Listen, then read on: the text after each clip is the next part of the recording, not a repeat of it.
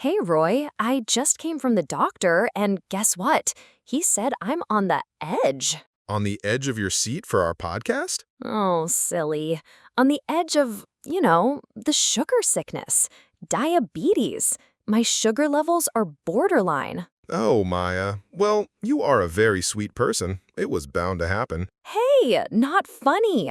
I'm seriously freaking out. I was stress eating a cookie on the way here, and I saw all these ants marching towards a dropped piece of candy, and it got me thinking, why don't ants get diabetes? They eat sugar all day long. That's actually a great question.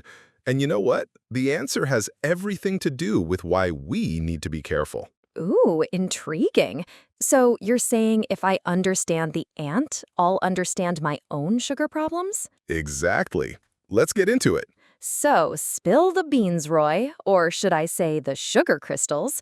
Why are ants immune to the sugar curse? Well, for starters, ants and humans have very different bodies and metabolisms. When ants eat sugar, they use it almost immediately for energy. Think about it. They're always busy, lifting things, walking in long lines. They're like tiny marathon runners. Their bodies are designed for that eat and burn lifestyle. So, what you're saying is I need to start carrying leaves that are 10 times my body weight? Laughs. Not exactly, but it highlights the first big point in preventing diabetes, being active. For us humans, it's a bit more complicated. When we eat sugary or high-carb foods, our body releases a hormone called insulin. Ah, insulin. I've heard of it. It's like a key, right? A perfect analogy. Insulin acts like a key that unlocks our cells to let the sugar or glucose in for energy. Now, if you're pre-diabetic, it means your cells are starting to ignore the key. It's like the lock is getting rusty. This is called insulin resistance. So, my body is making the key, but the door isn't opening properly, and all that sugar is just left hanging around in my blood? Precisely. And that's what leads to high blood sugar levels. But the good news is you can polish that rusty lock. Tell me your secrets, oh wise one. What's the first step? It starts with what's on your plate. And no, you don't have to ban all carbs forever. It's about choosing the right ones.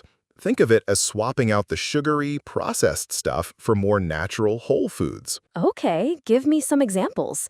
Like instead of my morning white bread with jam? You could try whole wheat bread with an egg, or even better, some oatmeal with nuts and berries.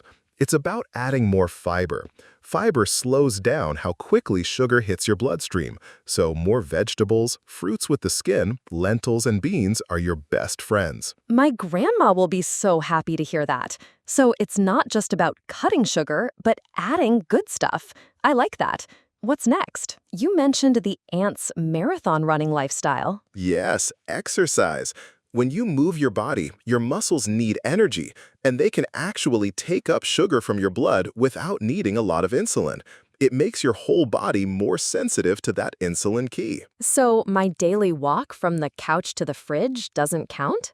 It's a start, but aiming for a brisk 30-minute walk most days of the week is a fantastic goal. You could dance, you could ride a bike, you could even do some gardening. Anything that gets your heart rate up a bit. Okay, I can do that. A 30-minute dance party in my room sounds manageable.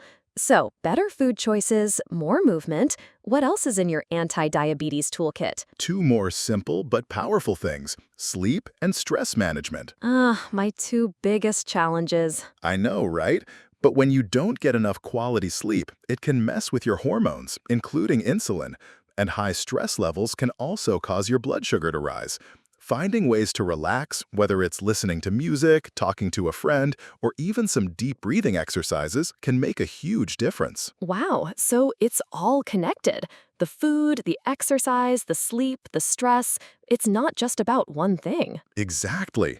It's about creating a balanced lifestyle. So, to recap for everyone listening, first, fill your plate with fiber-rich foods. Think veggies, whole grains, and beans. Second, get moving.